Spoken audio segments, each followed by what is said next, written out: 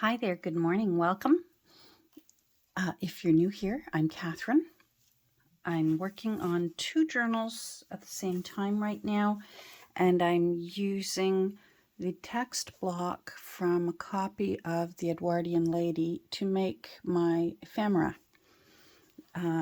So what I want to do today, this is one of them. This is the green one, the grungy Edith I've been calling her, because she looks like she's been well used, well loved, worn out, tossed into an artist's sketch kit, plein air sketch kit, and off to the fields or the forests or wherever she happens to go. And you'll see here along the sides, I've been working off camera quite a bit, and I'm really happy with little tabs here and there and pockets and such. Evelyn and a little fussy cut here. Over on this side, I was able to save a poem from that one page. I don't know if that's show. There we go. That's better. Makes it a little easier. Move the book, and so on. So,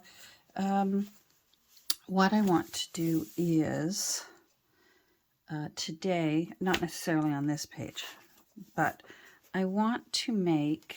Let's choose a plain page so you can see what I'm hoping to do. Is I want to make a couple of pockets, full pockets for this book, for the pages such as this that are very busy. Pages like this in a junk journal tend to lend themselves more for collaging on, pockets for tucking in. Perhaps you've written your journal entry on a loose piece of paper and then you can tuck it in the pocket. That sort of thing. And then I try my best to leave the blank ones blank for the new owner to write on if that's what they choose to do with it. So there are several pages from the text block of the Edwardian Lady that I know for sure I won't be using the image on. This is a sculpture. I believe that's Edith's brother-in-law. I'm not going to use that. This is what I want. I want this printing here. Same with here. There is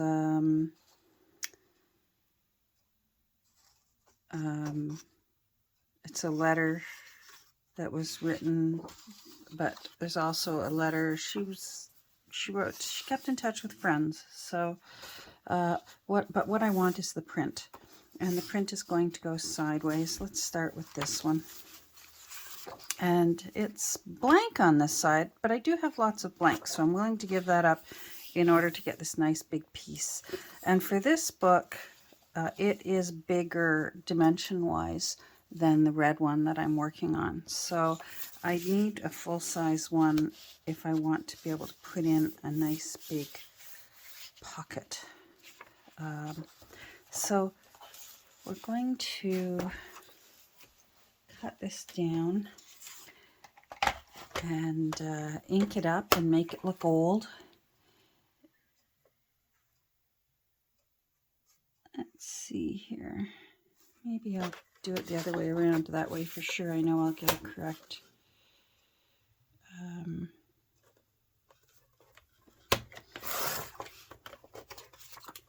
correct angle. And I want to just barely clip off those words. I may still make them smaller. I'm not sure yet. But I just sort of want to give it the illusion that maybe it was bigger than it was, and that I have trimmed it down out of necessity. So put these ones aside. There we go. Let's get a paper for inking on. Don't worry, I use offcuts and old papers for inking on of scans or prints that didn't turn out right. Rather than just throw them in the recycling, I save them up and I use them as for underneath inking. So I'm going to start with coffee, I think, because it's lighter and I can always go darker. Where is my... There we go. I know this says twigs. I find I can use this one brush for any of the brown shades. And I want to do the whole thing.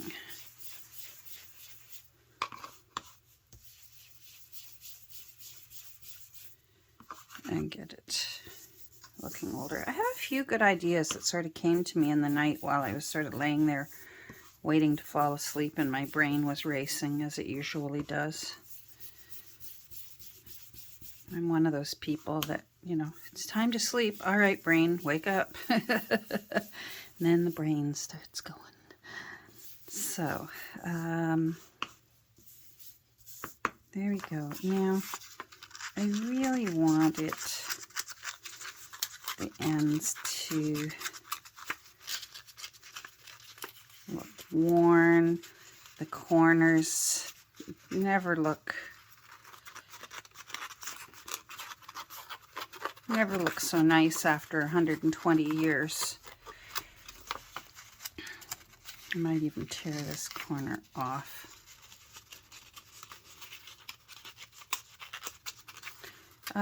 You can also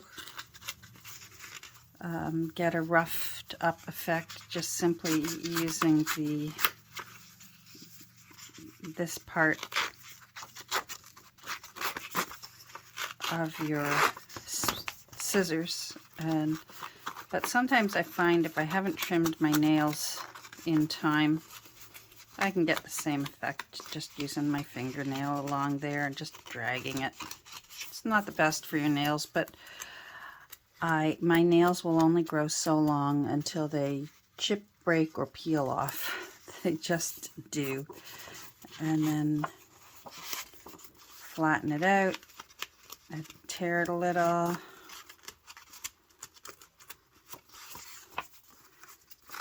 Now I'm going to go darker. I think I'm going to pull out my vintage photo. And I want to go right around the edge with the vintage photo, and then I'll go in with the brush.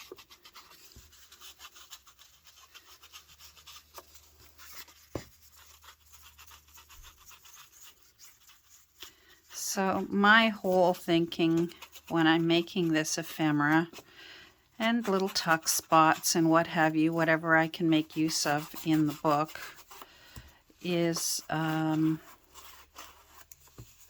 the book was printed so beautifully that, of course, it just simply looks brand new. It doesn't look like an old book. The way The Country Diary of an Edwardian Lady, if it didn't have a brand new beautiful cover on it, you'd open it up and wonder, how old's this book? And then you find out it was, you know, printed and reprinted in the 70s and 80s, and it's not that old, or even later. So I think I still want that darker. I'm going to go in with some acorn. This is acorn. Let's go for the drama.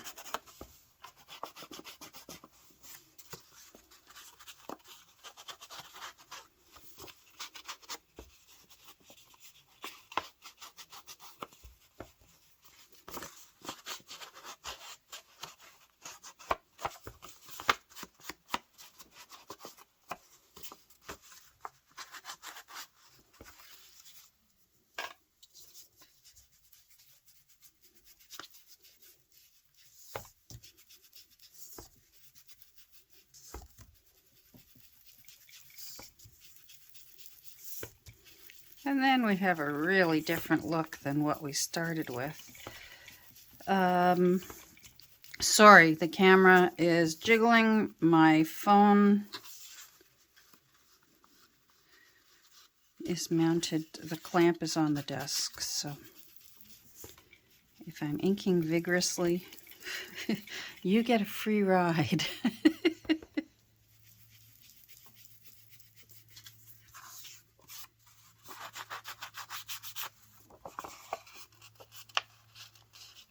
If you just do a little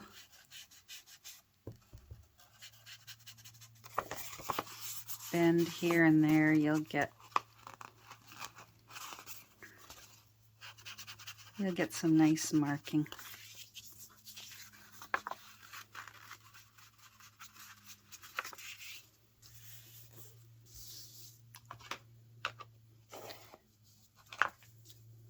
There we go. Okay, I'm liking that.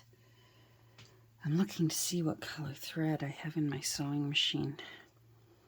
I always like when I look over and it's the color I want. And it's not. I think I still want some more dark up here.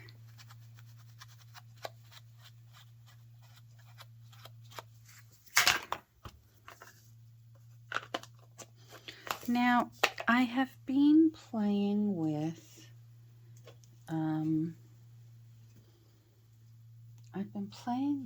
my with ideas with my watercolors because I'm limited on how to introduce color into these books. Everything's in sepia tones, which initially I thought, oh, this is going to be fun, and now I'm craving some color. So I decided, one of the things I decided last night was, oh,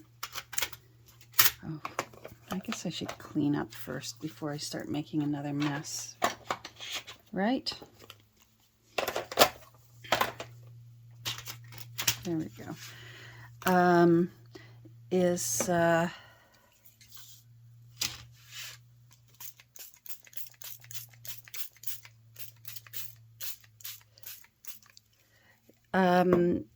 Is maybe introduce color by using what Edith would have used to make her colors. So, like she would have used greens, and she would have used pinks and yellows and lots of beiges. And I just want to, I want a bit of water.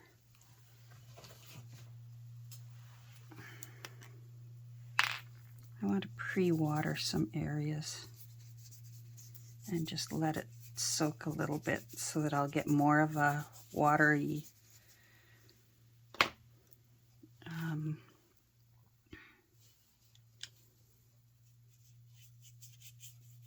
do you know what I mean? Like she's used it. If any of you are water colorists, you'll know what I mean in that you always have a spare piece of paper handy. I'm going to use my water pen, my water brush, pardon me, to just sort of add in and let those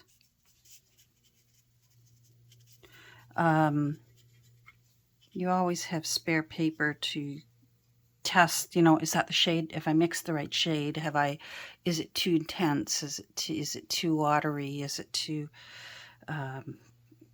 you know what I mean.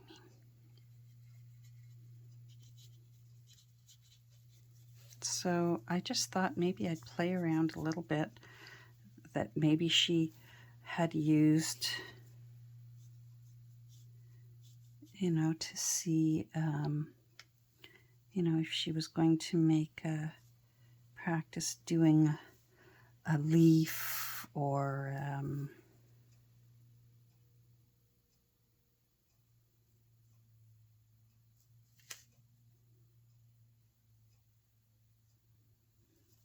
And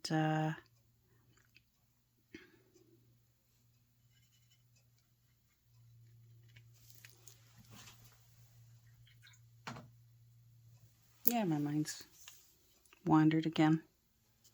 So let's just pretend things got a little muddled up there, and this could all end up being covered up. I like how your test paper, the way it looks when you're finished working on a watercolor piece, and I often save mine simply because they're pretty and they remind me of the painting that I did and all the tests, all the little test dabs that I used, or the big test swatches that I used in order to create the painting that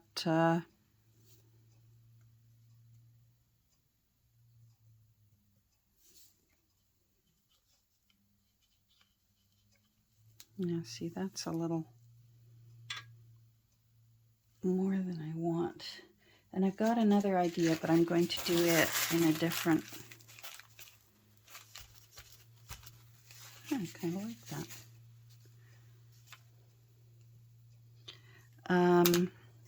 Now where's some... It's hard for me to see around my phone.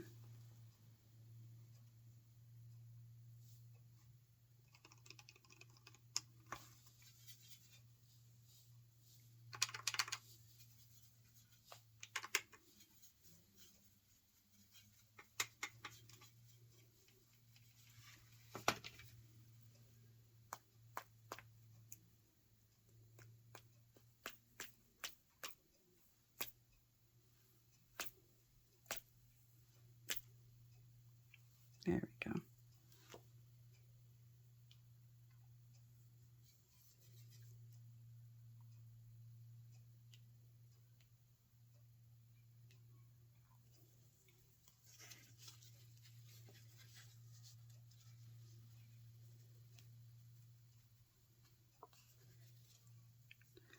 Okay.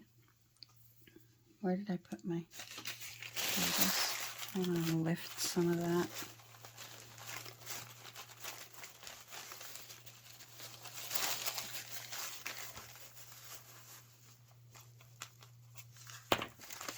I should be using a cloth, but that's actually going to come in the next.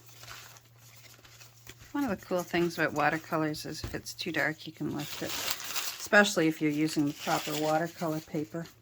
All right, so let's move these out of the way for now, and we will let that dry, and then I'm going to sew, and then maybe somewhere put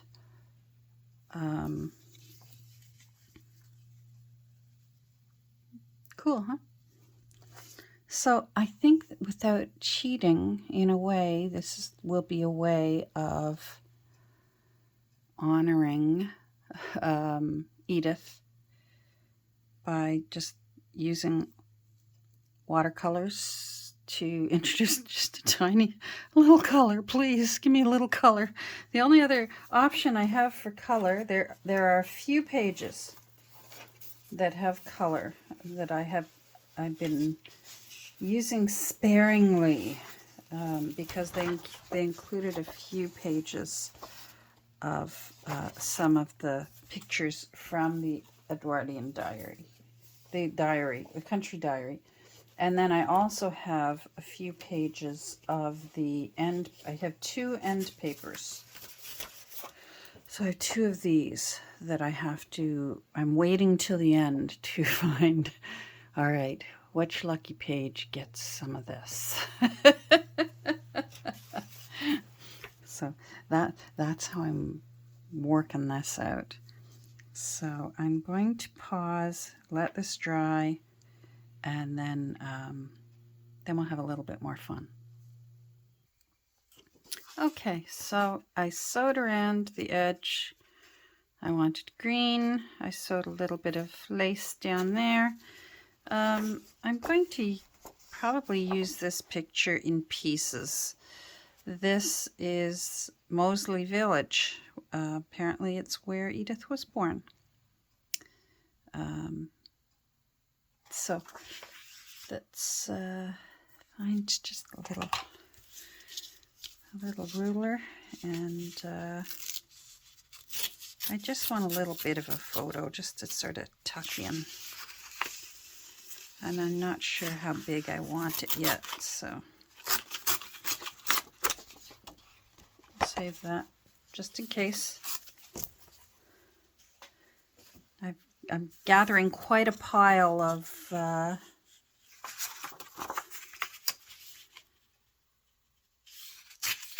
offcuts. I think I just want the little church.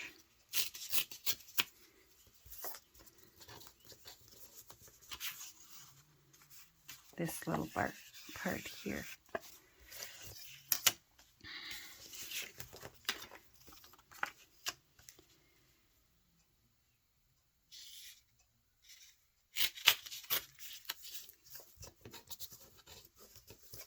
And I just want it tiny. Do you ever have that? Do you go through old family photos and you find those teeny tiny photos and you can barely make out what's in it or who's in it? I want this a little bit more torn. So I'm sort of using the ruler just to guide it. There. That's better. I'll save that. You never know. A little row of houses. You just never know. I like that. Vintage photo. And we'll just cover up that torn part. Make it look a little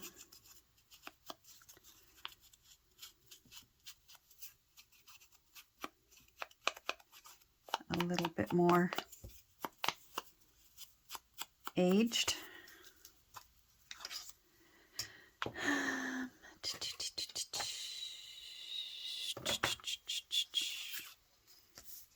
Let's just put a ring across there so it looks a little bit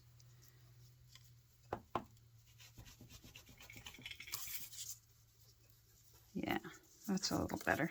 And then I'm just going to muck it up a bit.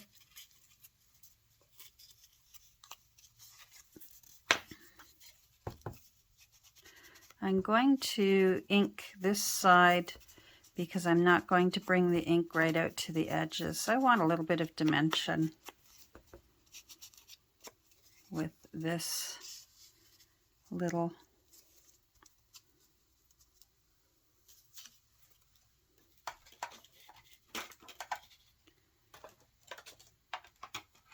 Sorry, putting things away, I'm already at the spot. It's early in the day and I'm already working in like a 12-inch square. What we do to ourselves. All right, so just a little bit of glue. A little haphazard. I'm not going to worry too much that it's not right out to the edge.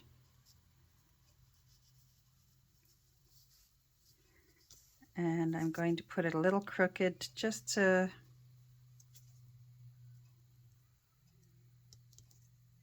slightly crooked because that's so definitely north-south.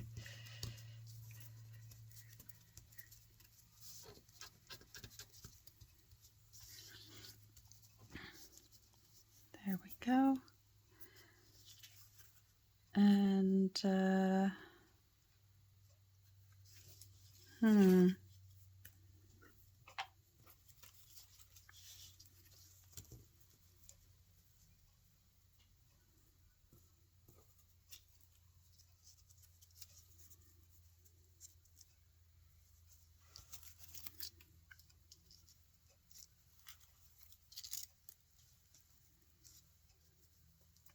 just some leftovers.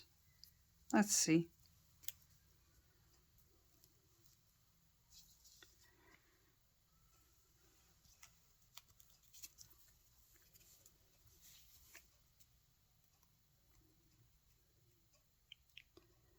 I think this was from the red book because there's red thread in that. Let's lift up those threads and tuck it in underneath.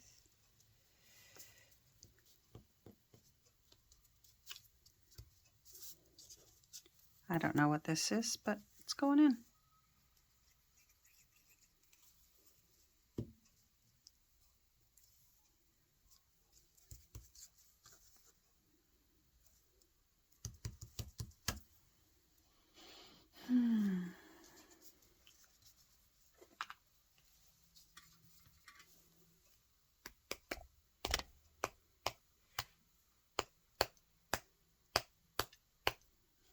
I know you're probably saying, where's your flare brush?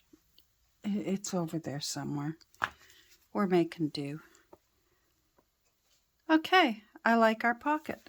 Oh, I sprayed that page. See? You're probably all yelling at your screen saying, Catherine, move your book. Oh, well.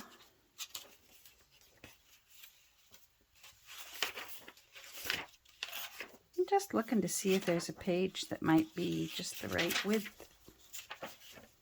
for me.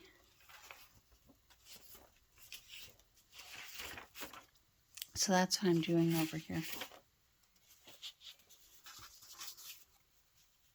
Nope. Oh, there's a mushroom page. There's a mushroom page that I tore. I made a lace pocket that I didn't like and I tore it off. So let's find it and that way we can cover it up. Was it here? Nope, must have been on the other side of it. Maybe it was in the other book because it was out of the mushroom book. Was this it? No. Was it in the red book that I tore the mushroom page out of? I guess it must have been, so we'll deal with that in another video. The little lace doilies that have the little purple pansies, I backed one with some file folder stock, and I ended up not liking it because I didn't age the file folder stock, and I just didn't like how it looked.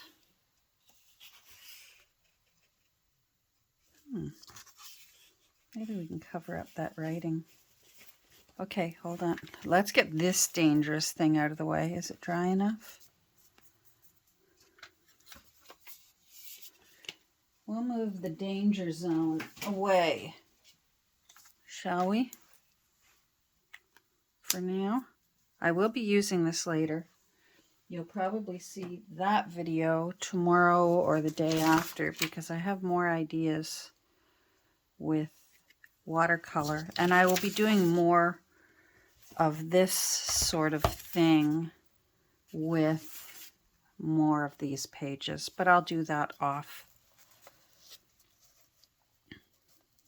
camera.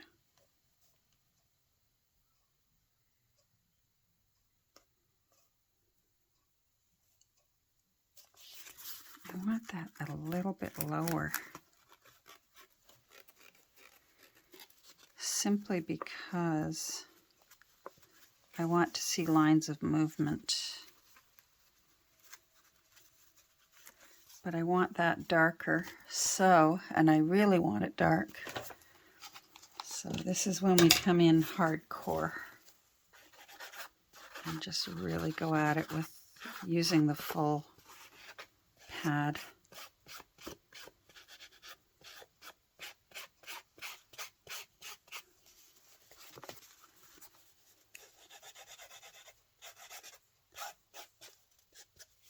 There.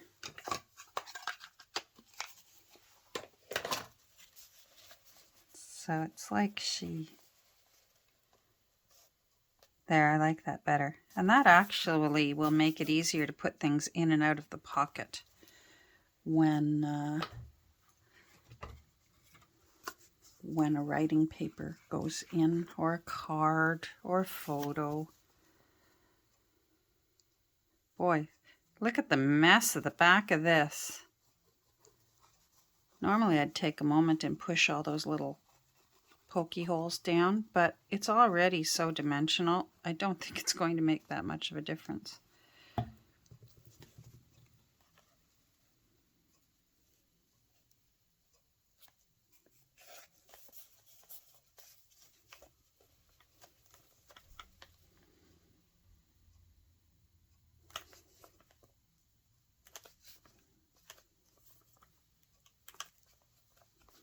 So it looks like she was using just a piece of whatever.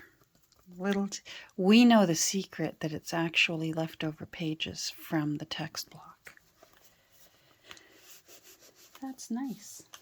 So when the time comes and we want to, say we want to put a postcard, oh, for Pete's sake, I'm dropping them everywhere. We'll be able to tuck it in like that.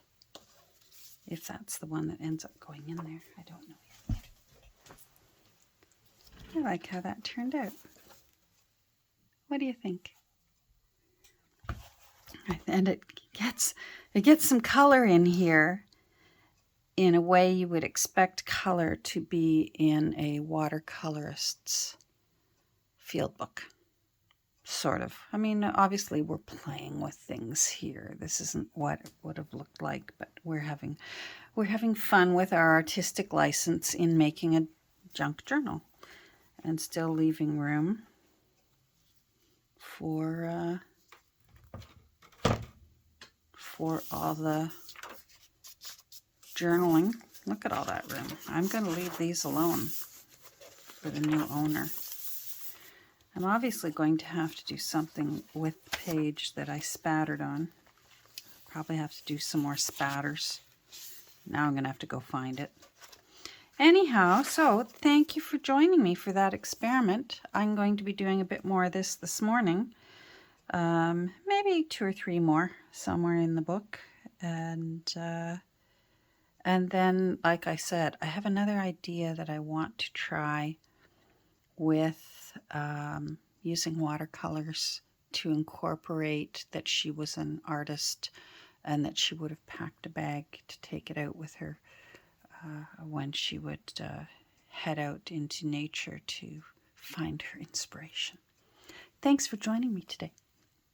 I hope you have a great rest of your day. It's sunny and a little cooler today, a little more of a regular temperature today for where I live, and that's fine with me. I never turn down the chance to wear a cozy sweater and still enjoy the sunshine. So have a great rest of your day, and the next time you see this book, hopefully you're going to find a few more, maybe in different shapes or in a different direction. We'll see. I'm going to see what I feel like doing. Bye.